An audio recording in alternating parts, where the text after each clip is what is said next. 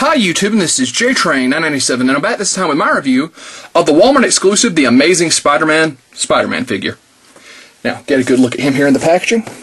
I was lucky enough, as I said in my other reviews, to find all three of the new Legend Scale Spider-Man figures in my local Walmart. At the time of making this video, these are very hard to find, and much like the Lizard, I was really glad I found this guy because I actually did get a chance at the Select Amazing Spider-Man, but I had issues with him. I really didn't like how light the blue on his costume was, things like that. This one being more articulated, I'm much more fond of the paint job. I decided I'd give him a chance. As you can see, he has a whipping web line. I was horrified when I saw this packaging online. I thought that might be an action gimmick that the figure sacrificed articulation for, but doesn't appear so. Looks like it's just a strand of posable web.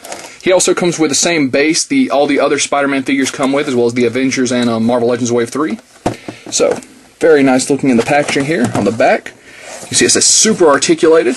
His little read-up says, "One bite from a radioactive spider changed Peter Parker's life forever. Once a mild-mannered college student, he now amazes as the wall-crawling hero, the Amazing Spider-Man."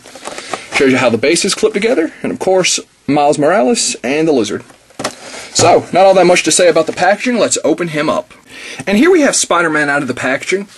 Now, I didn't notice, but he does come with about 3 of these little web strands, which are all exactly the same. And you can actually kind of hook them on here, almost like old school barrel of monkeys, and form one long web line if you wanted to hang him from the ceiling or pose him when he's fighting the Lizard, which is very nice. They're actually really nicely detailed to be so small. You can see lots of little notches and twists in there. I mean, at the end of the day, it's a long strand of plastic, but at least they tried. So 3 of those, very nice. You know, interesting little accessory. Much better than 3 random lizards. But so this guy is actually he's a pretty solid figure, but he's got some quality control issues. Issues with the paint.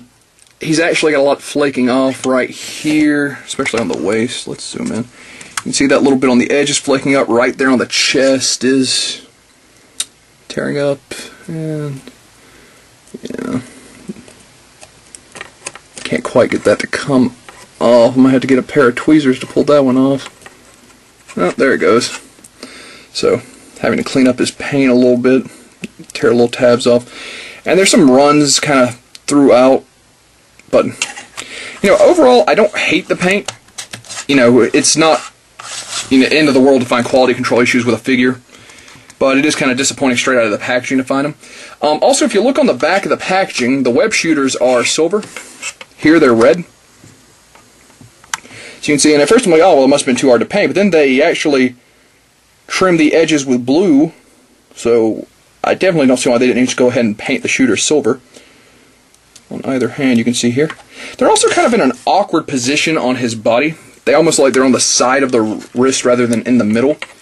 So that's kind of irritating, but you know, it's not the end of the world. I love how they did his hand. It's in the web shooting pose, but he's also got his middle fingers raised, so he can hook the web line in that you get with this. So that's a great little touch. The paint on this, besides the fact that it has some quality control issues, is pretty nice. I really like the shade of blue. I really like the shade of red. Another small gripe, though, is that, let's zoom in on his head here. None of that web is painted. It really could have used some black paint. The eyes are very nice. It's got that nice yellow tint. Really great texture throughout this figure. You know, I wasn't crazy about what they did with the Spider-Man outfit, but it worked. Of course, it's the same old base. You can hook it in by the little tabs on the other ones.